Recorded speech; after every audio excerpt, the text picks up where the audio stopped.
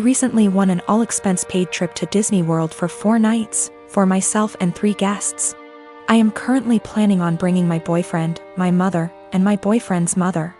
I know we all aren't exactly Disney's key demographic, but it honestly means a lot to our mothers that I am inviting them. Both my boyfriend and I grew up in poorer families that could never afford expensive vacations. And this is the first trip to Disney World for all of us. I know this is probably the only opportunity our mothers will ever have to go to Disney. And for now they are both in good enough health to still enjoy the rides. The problem is with my cousin, Jane, who has been hounding me to take her 5-year-old daughter, Kelly, instead of my boyfriend's mother. I know, what kind of monster am I for not wanting to bring a little girl to the place where dreams come true? Except Jane's family has already been to Disney World twice, most recently earlier this year in February. My cousin has done very well for herself. She runs a successful photography business, and her husband is an engineer. They are definitely able to afford their own vacations. If Jane wasn't so well off, I probably would consider taking Kelly if I thought I was giving a little kid a once-in-a-lifetime experience. But I'm not. She's already been twice and she's only 5. Our mothers have been 0 times. Jane's only rationale for wanting me to take her daughter seems to be that Disney is meant for kids. It's weird to go with only adults. And it'd be evil to not take a 5-year-old to Disney if you had the chance. There's also the issue of Kelly herself. She's not a completely terrible child, but she's whiny and throws tantrums regularly. I don't really want to spend a week with that. Also, what if she gets homesick? What if she gets actually sick? What if she gets lost? I'm not a parent myself and I would have no idea what to do in those situations. I also don't want to saddle my mother with the responsibility of caring for her. I babysat Kelly before, but only for a few hours at a time. I'm not sure why my cousin is even comfortable with the idea of me taking her child 3 states away. We are in North Carolina, so it's not like Orlando is just a short drive down the road if something happens. I tried telling Jane I'm not comfortable bringing Kelly, and she just said this is a good opportunity to find out what being a parent is like. What? She's almost acting like I'm not serious about not bringing Kelly, and I'm just pretending I don't want to bring her. It's really weird. Jane and I have always been very close, like we are sisters. And I'm afraid this has the potential to ruin our relationship once it comes to a head. What is the best way to tell her no without sounding like an evil child hater, or am I being selfish for not taking a kid to Disney? My brother is a very hardworking man, and at 27 he is now very wealthy and doing well for himself.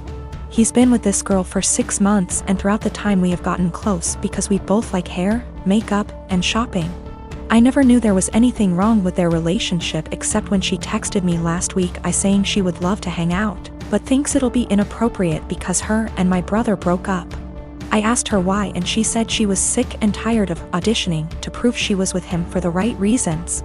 She went on to say that my brother is paranoid she's after his money, so he would test her, like leaving out his bank statements on their bed and getting upset when she picked it up, going out to eat at high-end restaurants he requested and leaving his wallet on home at purpose to make her pay the bill and prove she's not going out with him for money, never buying her gifts and questioning her when she asks why he doesn't.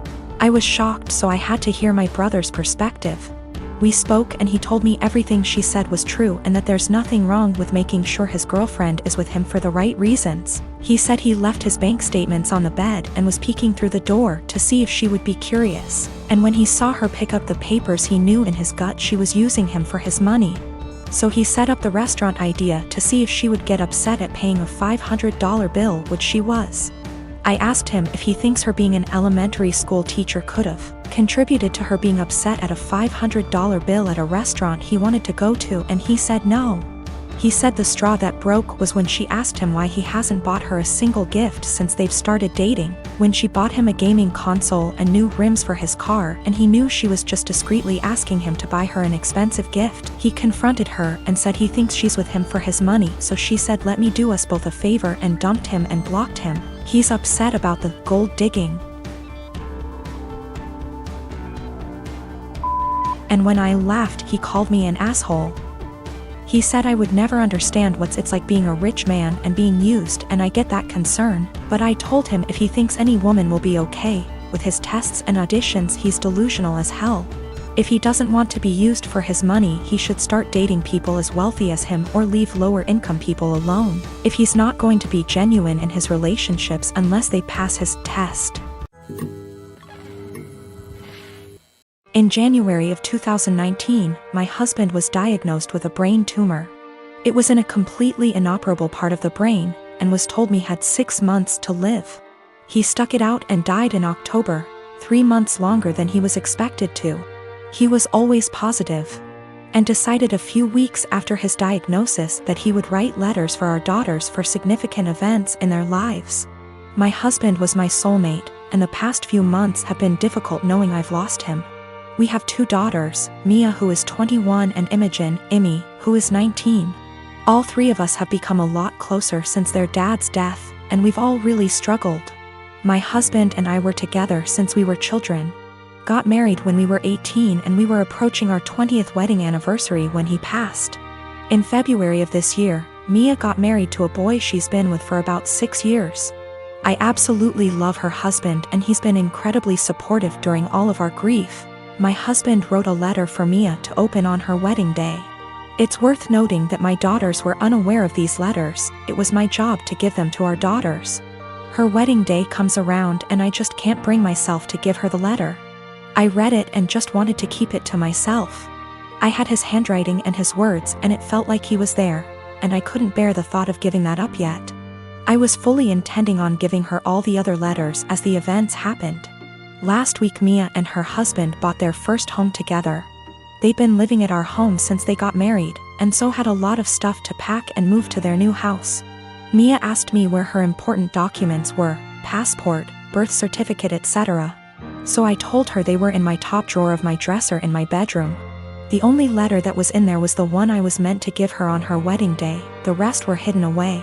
She immediately recognized his handwriting, and of course it was addressed to her, so she read it and broke down. She came and found me and started screaming at me, asking how I could be so selfish. I didn't really know what to say apart from the fact that I wanted to keep it and she could take a picture of it. Both my daughters called me an asshole and are convinced I'm keeping them from a load of their dad's stuff. About a week after my post, I planted a wall of blackberries and raspberries at the 2 sides of my garden facing the driveway. About 30 centimeters from the edge, so no overhanging branches.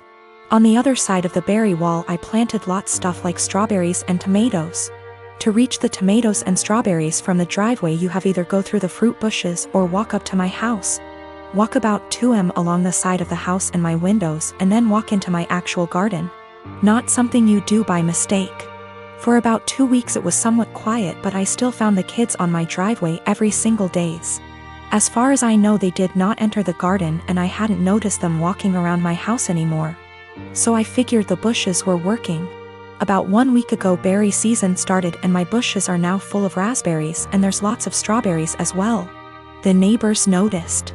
First I caught the boys picking and eating raspberries, so I told them off and dropped them off at home, told their mom I caught them stealing.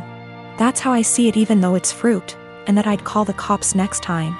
She huffed and told me to grow up, but took the boys inside anyway. After that it was quiet up until yesterday afternoon, when I went out for a while and found the dad and his 2 sons right in the middle of my garden when I returned, clearing my bushes and plants. I didn't even confront them, just called the cops from a distance as they hadn't noticed me yet, and started filming them after making the call. Luckily 2 cops showed up after 10 minutes or so, and they confronted the neighbor as they were still picking berries. They told them they were trespassing and that the berry picking was in fact considered stealing, and that I could press charges. For the first time I noticed a bit of fear in my neighbor. He was having trouble finding his words and kept looking back at his house. I guess hoping his wife would show to yell at the cops. They all went inside with the cops, so I just went home as well. After a while the cops came by and asked me if I wanted to press charges. I asked them if they felt like they scared the neighbor enough to stay away. I got a small smile and yes, about him, but the wife had just kept shouting at them and her husband about the little. Living next door. I told them no for now, asked them if I'd be allowed to get an extra camera set up on the wall between my garden and the road, to cover the entire front garden plus driveway. They said that's allowed as long as it's on my side of the wall. So, now I'm getting an extra camera installed. One neighbor knows I'm done messing around, but his wife isn't there yet, and if I ever catch any of them again, the cops will be called and possible charges will follow.